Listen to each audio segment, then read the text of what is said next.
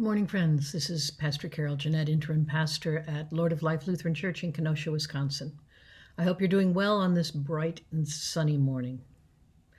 For the last couple years, almost 2.5 years now, I've had the privilege of working with 25 first call pastors around Wisconsin and the Upper Peninsula of Michigan.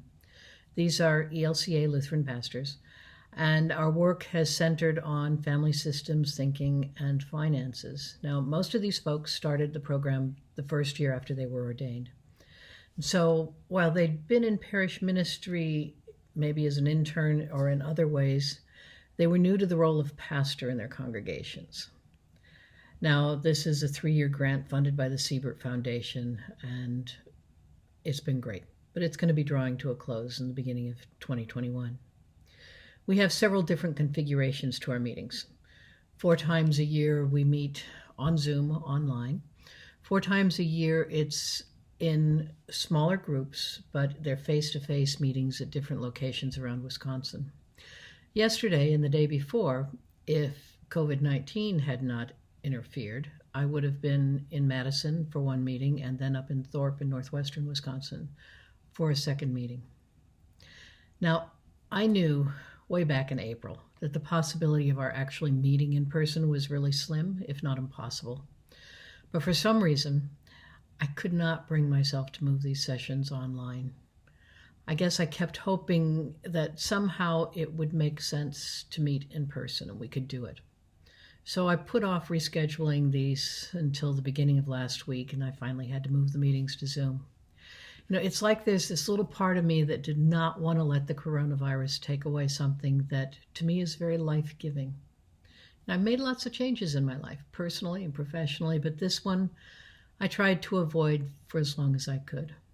Well, we met online over the last couple of days, and it wasn't the same, but it was good.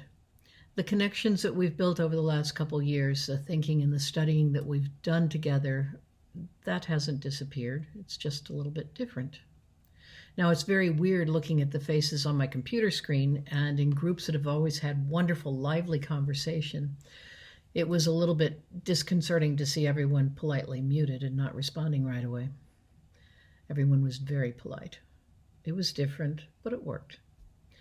And now I'm, I think, able to look seriously at how we can pick up some of the pieces we've missed over the last couple months and how to plan for the rest of the year.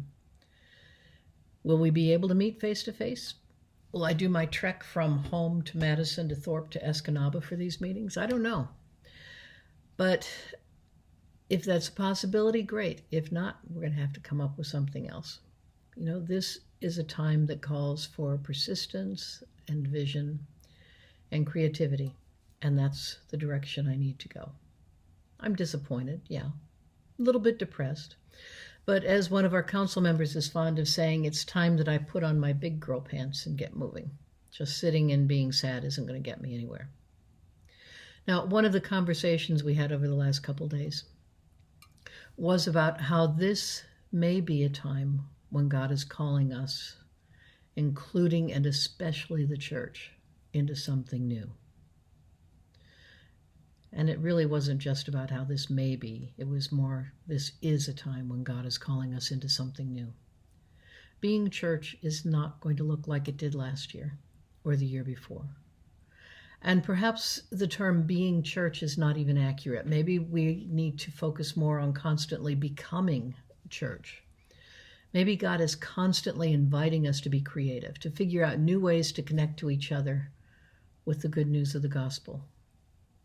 In the coming weeks and months, at Lord of Life especially, this is what we're going to be about. Not getting depressed, not avoiding the topic and just wishing everything would go back to what it was.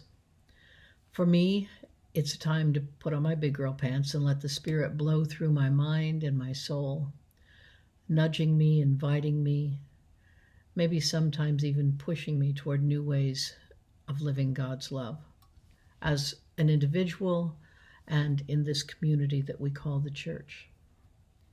There are times I would just as soon curl up in a ball and pretend this isn't happening. That's okay, for a little while. But folks, the Spirit is blowing and God is calling.